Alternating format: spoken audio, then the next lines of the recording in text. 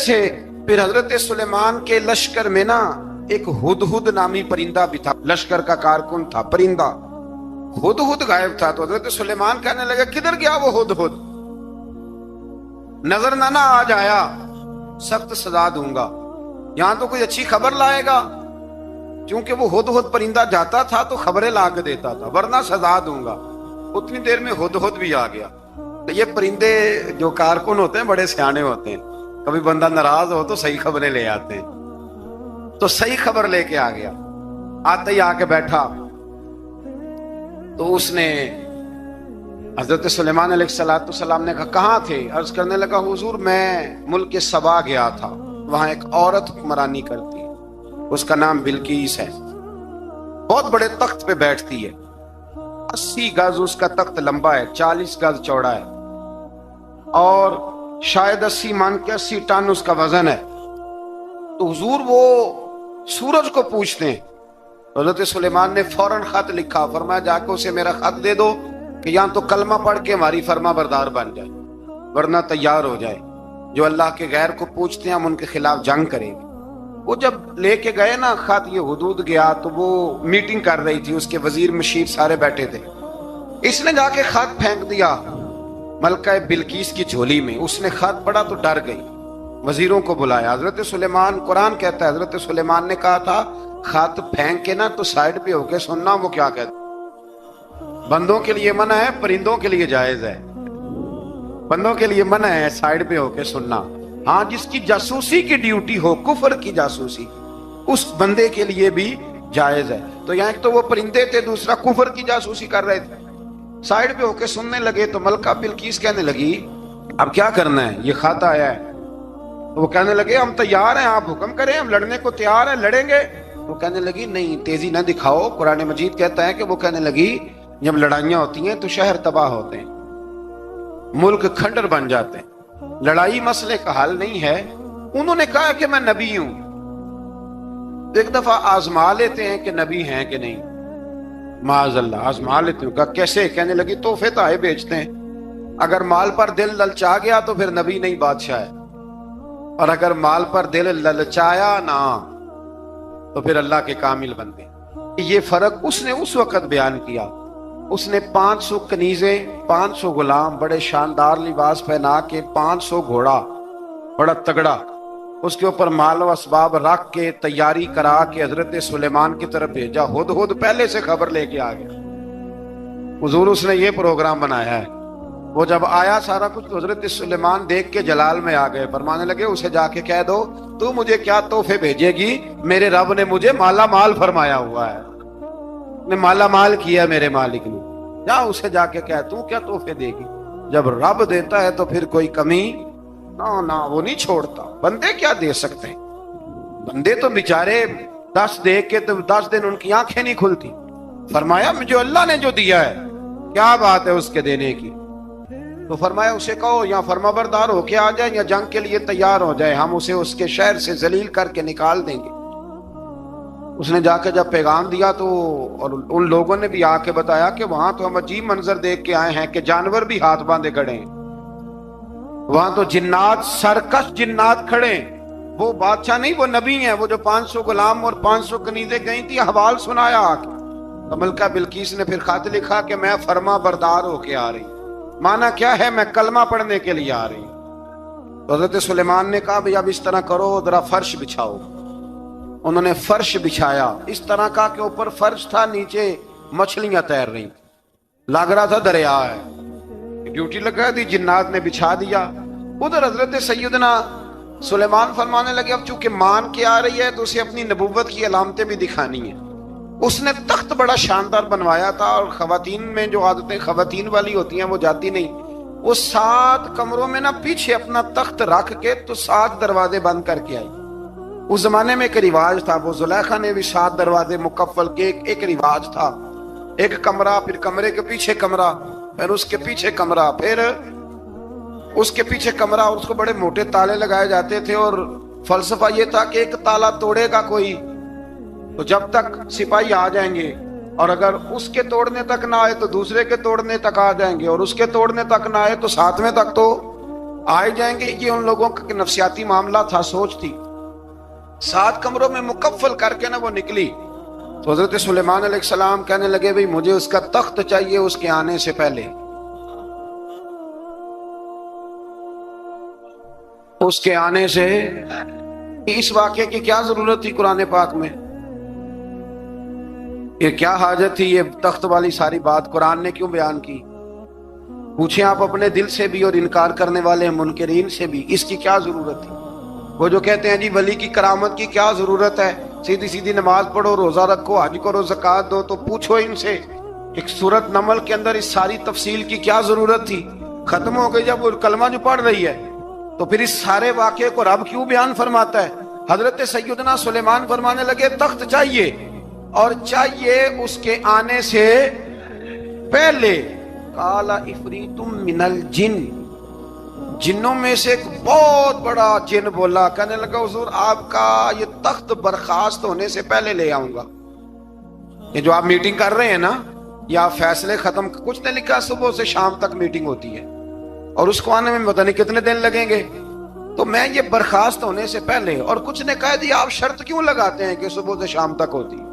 اس جن نے کہا جی آپ 10 منٹ میں فارغ ہو جائیں, آپ فارغ ہوں گے تو تخت آ جائے گا. مفسرین نے لکھا ہے کہ جب قرآن کہتا ہے کہ اس نے کہا کہ آپ کے فارغ ہونے سے پہلے, اس کا مطلب ہے کہ جب آپ اٹھیں گے یہ جگہ خالی کر دیں گے تو تخت یہاں کیویں, ہزاروں میل کا فاصلہ ہے, آ جائے گا. پر ہوائی جہاز پہ کارگو کرا کے, جی DHL کے ذریعے کیسے آئے گا؟ وہاں آئے گا تو بس آئے گا. تو حضرت سلیمان کی تو بادشاہت تھی نا زمانے پہ, فرمانے لگے نہیں نہیں تو لیٹ ہے, تو لیٹ ہے, تو ہمیں جانتا ہی نہیں ہے, تو سٹ تے پکھڑا کوار گندل, اسی اور بھی بوٹیاں جاننے ہاں, یہ تو لیٹ ہے, ابھی ہماری طاقت اس سے زیادہ ہے. بڑی کمال بات لکھی ہے لکھنے والوں نے. ایک مفسر نے لکھا ہے کہ ابھی حضرت سلیمان نے غلاموں سے منگوایا ہے, اپنی بات کوئی نہیں کی. یہ حال ہے ان کے غلاموں کا, تو سردار کا عالم کیا ہوگا؟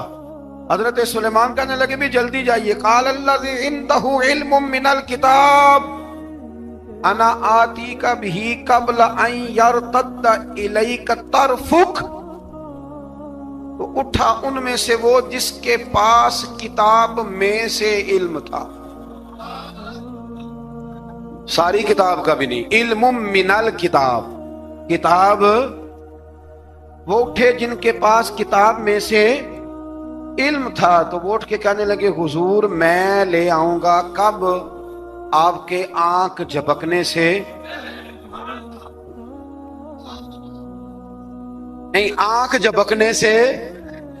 بندہ تھا جن تھا, جن کی تو بات مانی نہیں انہوں نے. کیا کہا؟ آنکھ جھپکنے سے, میں آنکھ جھپکنے سے پہلے لے آؤں گا. تو حضرت سلیمان کہنے لگے تو ٹھیک ہے چل لا پھر, لا پھر. آنکھ جھپکنے سے بڑے ہی نہیں, پھر غصہ نہیں آتا ان پہ, پھر غصہ نہیں آتا. میرے شیخ کامل, مرشد اکمل, شیخ بحر و بار حضور غوث پاک جیلانی, حضرت غوث اعظم یوں کر کے شاگردوں کو مریدوں کو سبق پڑھا رہے تھے, پڑھاتے پڑھاتے ہاتھ آگے کیا, اور جب ہاتھ واپس آیا تو بھیگ گیا تھا سارا. تو شاگرد کہنے لگے حضور یہ کیا ہے؟ فرمایا تمہیں نہیں سمجھ آئے گی, چھوڑو تمہارے والی بات نہیں, خاصاں دی گل آما آگے نہیں مناسب کرنی, رہنے دو تم. کچھ وقت گزرا تو کچھ لوگ آ گئے, ابھی کلاس ختم نہیں ہوئی تھی, کپڑے بھیگے ہوئے ہو. وہ شاگرد پہلے ہی منتظر تھے, کہا تمہیں کیا ہوا؟ کہنے لگے دریا میں جا رہے تھے, اچانک ہچکولیں آنے لگے. تو ہم نے کوئی کسی بے عمل کا بازو تو نہیں نہ تھاما, ہم غوث اعظم کے ماننے والے ہیں. تو دریا میں کہا یا شیخ عبد القادر جیلانی شیئا للہ, اللہ کے راستے میں مدد کرو. تو کہنے لگے بس ایک ہاتھ ہی آیا ہے, اور یوں کشتی کھینچ کے باہر نکالی ہے. تو اب وہ شاگرد سارے چپ کر گئے, کہنے لگے جواب کیوں نہیں دیتے؟ انہوں نے کہا تم نے ہاتھ دیکھا ہے پہنچتا ہوا, اور ہم نے ہاتھ دیکھا یہاں سے جاتا ہوا. تم نے پہنچتا ہوا دیکھا ہے, تو ہم نے حضرت بہاؤالحق نقشبند بخاری, ان کی ایک مریدنی تھی, اوپر چبارے پہ کسی نے اس کی عزت پہ ہاتھ ڈالا، چبارے پہ اوپر والی منزل پہ اس مریدنی نے اپنی عزت بچانے کے لیے چھلانگ لگا دی۔ جب وہ نیچے گر رہی تھی تو حضرت بہاولک نقشبند بخاری پہنچ گئے، نیچے کوئی ایسا بندوبست کر دیا، کوئی چارپائی بچھا دی، کوئی ایسا جس پہ وہ آ کے آرام سے گری اور بچ گئی۔ حضرت صاحب کی طرف دیکھ کے کہنے لگی کہ حضور آپ کب آئے؟ فرمانے لگے پتر جب تو چبارے سے چلی تھی تب میں بخارے سے چلا تھا، جب تو چبارے سے چلی تھی نا تب میں بخارے سے چلا تھا، اور تیرے نیچے آنے تک میں بھی پہنچ گیا ہوں۔ میں بھی مالی دا کم راکھی کرنا، پل کچے ہون یا پکے، اے پیر مریداں دے سر تے رہندا ہے، اے جھوٹے ہون یا سچے، یہ پکی غلامی کریں یا کچی کریں، پیر کی بھی مجبوری ہوتی ہے، کیا کریں، پیر مریداں دے سر تے رہندا ہے، اے جھوٹے ہون یا سچے، کیا کیا جا سکتا ہے۔ لیکن نا نافرمان بیٹے کا بھی تو جائیداد میں حصہ ہوتا ہے نا، نافرمان بھی ہو تو جائیداد میں حصہ، تو چلو باپ ناراض رہے گا تو اللہ ناراض رہے گا، بات الگ ہے، پر جائیداد کا حقدار تو ہے نا، چاہے نافرمان ہی ہے۔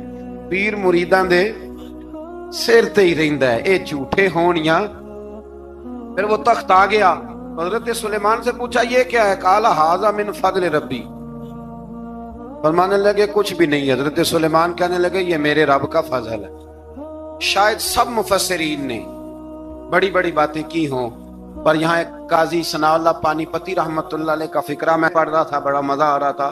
قاضی صاحب فرمانے لگے اس آیت پہ، قاضی صاحب کہتے ہیں جن پر نرا فضل تھا، ھذا من فضل ربی، نرا فضل، فرمایا ان کی تو اتنی طاقت ہے کہ وہ ہزاروں میل دور سے 80 گز لمبا 80 گز چوڑا تخت آنکھ جھپکنے سے پہلے لے آتے ہیں، اور جن کے بارے میں اللہ فرماتے ہیں بشر المؤمنین بِأَنَّ لَهُم مِّنَ اللَّهِ فَضْلًا كَبِيرًا، فرمایا محبوب اپنے غلاموں کو خوشخبری دے دیں، باقیوں پہ نرا فضل تھا، ان پر تو فضل کبیر ہے، ان پر تو بڑا ہی فضل ہے اللہ کا۔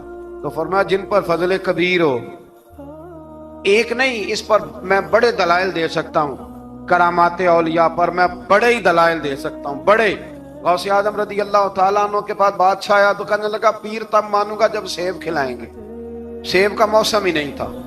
تو حضرت صاحب آتے ہی اسے کہنے لگے اب تو میری ولایت کو سیبوں پہ تو نہ تول، اور سیب کھلائے تو ولی یا نہ کھلائے تو ولی کوئی نہیں، یہ تو اب میری ولایت کو سیبوں پہ تو نہ تول۔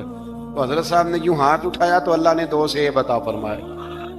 تو وہاں جملہ ہے حضور غوث اعظم کا، فرمانے لگے اگر اللہ حضرت مریم سلام اللہ جو بنی اسرائیل کی ولیہ ہیں، ولی ہے نا، وہ نبی تو نہیں نا، عورت نبی نہیں ہو سکتی، فرمایا اگر اللہ انہیں بغیر موسم کے پھل دے سکتا ہے میں تو محمد عربی کا نوکر ہوں۔ فرمایا اب نہ 2 سیب آئے تھے، تو وہ کہنے لگا میرے تو دل میں 1 سیب تھا نا، تو حضور غوث اعظم نے نا 1 سیب مجھے دیا، 1 میں نے کھایا تو 1 غوث پاک کھانے لگے، کہتے ہیں میں نے وہ منہ میں رکھا ذرا ترش تھا، تو میرے چہرے کا وہ رنگ دیکھ کے نا، اثر دیکھ کے کہ تلخی محسوس، تو غوث اعظم کہنے لگے میرے والا کھا۔ 1 انہوں نے کاٹ کے ٹکڑا دیا، کہتے کھایا تو بڑا میٹھا تھا، تو میں نے کہا حضور آئے تو دونوں ہی غیب سے ہیں، تو آپ کے والا میٹھا ہے میرے والا کڑوا ہے، تو آپ فرمانے لگے آئے تو دونوں غیب سے تھے، پر ایک کو ذرا ظالم کے ہاتھ لگ گئے ہیں نا، اس کو تنبیہ بھی کر دی کہ ظلم سے باز آ جا، تنبیہ بھی کر دی، پر میں ہاتھ ظالم کے لگے اس لیے ترش ہو گیا، سیانا بن، 1 نہیں 20 درجنوں۔ لیکن پتہ نہیں کیوں لوگ اڑ گئے، پتہ نہیں کیوں کڑ کے آ گئے کرامت اولیاء کے معاملے میں بالکل۔ اور پھر کسی حدیث میں یہ نہیں آیا کہ اس زمانے میں ولی ہوں گے تو اس زمانے میں ولی نہیں ہوں گے، حضور نے فرمایا میری امت کبھی گمراہی پر جمع نہیں ہوگی۔ اقبال کہتے ہیں اولیاء کیا ہوتے ہیں؟ اولیاء کیا ہیں؟ جواسیس القلوب۔ اقبال کہتا ہے ولی کا بہت بڑا ولی تم نے دیکھنا ہو تو اسے دیکھو جو تیرے دل کا جاسوس ہے۔ چلو یہ مشکل بات ہے، میں نہیں چھیڑتا، لیکن جو تیرے وہ جاسوسی کرتا ہے، پر کرتا ہے تیرے دل کی، وہ تیرے دل کا جاسوس ہوتا ہے ولی۔ اور اس پر حضور کی حدیث ہے، فرمایا اس کی فراست قلبی سے ڈر، یہ اللہ کے نور سے دیکھتا ہے، ڈر اس کی فراست قلبی سے، اللہ توفیق عطا فرمائے۔ 12 اس ولی کا نام تھا آصف بن برخیہ۔ آصف بن برخیہ جی حضرت سلیمان کے وزیر تھے۔ وہ آئی ملکہ بلقیس، اور جب وہ آئی نا تو اس نے دیکھا کہ یہ تو آگے سامنے حضرت سلیمان بیٹھے ہیں، اور جو رستہ ہے نا درمیان میں وہ فرش ہے کہ دریا ہے سمجھ نہیں آ رہی۔ تو اس نے نا اپنا یوں کر کے اوپر کپڑا اٹھانا شروع کر دیا کہ نیچے پانی ہے. حضرت سلیمان کہنے لگے چلتی آ, نیچے کچھ بھی نہیں. اس نے پیر رکھا, نیچے مچھلیاں بھی تیرتی جا رہی تھی. حضرت سلیمان علیہ السلام, آج بھی اللہ نے توفیق دی ہے نا, لوگوں نے اس طرح کی تعمیرات بعد میں کی ہیں, لیکن اس کے موجد, اس کے پہلے بنانے والے حضرت سلیمان ہیں, اللہ کی دی ہوئی توفیق سے. تو وہ ملکہ آپ کے پاس آئی, پھر وہ آپ کی فرما بردار ہو گئی, اور بعد مفسرین نے یہ لکھا ہے کہ اس نے جب کلمہ پڑھا تو پھر اس کا نکاح بھی حضرت سلیمان سے ہوا. حضرت سیدنا لقمان اپنے بیٹے کو نصیحت کرتے ہیں, اور قرآن مجید نے سورہ لقمان کے اندر آپ کی ان نصیحتوں کا ذکر فرمایا ہے. اللہ کریم نے ارشاد فرمایا کہ حضرت لقمان, ان کی جو بات انہوں نے اپنے بیٹے کے ساتھ کی, فرمایا وَلَا تُصَعِّرْ خَدَّكَ لِلنَّاسِ, اے میرے بیٹے لوگوں کے ساتھ اپنے رخ کو نہ پھیرا کر, غرور کے ساتھ اپنے لب و لہجے کو پھیر نہ لیا کر لوگوں کی طرف سے, اور وَلَا تَمْشِي فِي الْأَرْضِ مَرَحًا, اور زمین پر اکڑ اکڑ کے نہ چلا کر. تکبر کے ساتھ اپنے لب و لہجے کو لوگوں سے پھیر نہ لیا کر, اور زمین پر اکڑ کے بھی نہ چلا کر. جناب لقمان اپنے بیٹے کو نصیحت فرما رہے ہیں, اور اللہ نے اس کا ذکر قرآن مجید میں فرمایا ہے. اسلام ہماری تربیت کرتا ہے ہر موقع پر, اور ہمیں اسباق پڑھاتا ہے زندگی ساری گزارنے کے لیے. انسان کی بات کا دوسرے پر بڑا اثر ہوتا ہے, لیکن اس کی بات کے ساتھ ساتھ اس کے لہجے کا بھی بڑا اثر ہوتا ہے. کھانے کا بھی بڑا اثر ہے, لیکن کھانا آپ کس برتن میں رکھ کے دے رہے ہیں اس کا بھی بڑا اثر ہے. آپ نے کھانا کس طرح سجایا ہے, کس جگہ کسی کو بٹھایا ہے, اس کا بھی بہت زیادہ اثر ہے. اسلام یہ کہتا ہے کہ آپ کا جو لب و لہجہ ہے وہ ہمیشہ اچھے اخلاق والا ہونا چاہیے. لہجے جو ہوتے ہیں نا, لہجے, لب و لہجہ, وہ بڑی تاثیر رکھتا ہے, بڑا اثر رکھتا ہے. چھوٹا سا بچہ ہوتا ہے, دودھ پیتا ہے, ابھی نونہال بچہ ہے چھوٹا سا, ابھی اسے پتہ نہیں ہے کہ کون سی بات کا کیا معنی ہے. اسی بچے کے آپ نے گال پہ محبت کے ساتھ ہاتھ پھیرا تو وہ ہنس دیتا ہے, لیکن اگر آپ غصے کے ساتھ اس کی گال پہ ہاتھ لگاتے ہیں تو وہ رو دیتا ہے. آپ میری بات کو سمجھیں گے, ابھی اس کو لفظوں کے مفاہیم کا نہیں پتا, معانی سے ابھی وہ آگاہ نہیں ہے, معانی نہیں جانتا, پر آپ نے کس لہجے کے ساتھ اس سے پیار کیا یہ اسے پتا ہے. یہ جو لہجہ ہوتا ہے نا, لہجہ, اخلاق آپ کا, یہ بڑا اثر کرتا ہے. آپ نے گفتگو کی, لیکن اس گفتگو میں آپ کا انداز کیا تھا, لب و لہجہ کیا تھا. کچھ لوگ کہتے ہیں میں نے کوئی غلط بات کی ہے, بالکل ٹھیک بات کی ہے. بھئی آپ کی بات ٹھیک تھی, پر آپ کا انداز ٹھیک نہیں تھا. جہاں بات ٹھیک ہونا ضروری ہے نا, وہاں انداز ٹھیک ہونا بھی بڑا ہی ضروری ہے. آپ کے لہجے کا خوبصورت ہونا اور آپ کے لفظوں کا حسین ہونا بھی بڑا ہی ضروری ہے. اگر آپ تھوڑا سا معاشرے میں غور کریں تو کچھ لوگ ایسے ہیں جو طبعاً ہی بیچارے دنیا میں آئے ہی شکوہ کرنے کے لیے. ان کے لہجے سے نہ ترش روئی برستی ہے, تلخی ہے. وہ جی میں فلاں آدمی کے پاس گیا تو اس نے میری بات نہیں سنی, فلاں شخص سے میری ملاقات ہوئی, میں نے وقت گزارا پر وہ بندہ ٹھیک نہیں نکلا, فلاں کے ساتھ میں آگے بڑھنا چاہ رہا تھا پر میرے معاملہ چل نہیں سکے. تو بھئی آپ دوسروں کو ناپتے اور تولتے رہے, آپ کو یہ دیکھ لینا چاہیے تھا کہ آپ کا انداز فکر ہی کہیں غلط نہ ہو. لہجے, اخلاق, یہ آپ کے لفظوں سے بھی زیادہ اثر بعض اوقات رکھتے ہیں. کسی نے کہا تھا کہ میرے لہجے میں غرور آیا تھا, اس کو حق تھا کہ شکایت کرتا. ہاں, میرے لہجے میں کچھ ایسا کہ جس پہ وہ بیچارہ پریشان ہو گیا, اب اس کا حق بنتا تھا وہ اس پہ شکایت کرتا. تو میرے عزیز, آپ بات کو یاد رکھیں گے کہ جو اخلاق ہے, آپ کا جو اخلاق ہے, جو آپ کا کردار ہے, وہ اپنی ایک خوبصورتی رکھتا ہے. اس لیے میرے نبی پاک صلی اللہ تعالی علیہ وآلہ وسلم نے فرمایا تم میں کامل مومن وہ ہے جس کا اخلاق زیادہ اچھا ہے.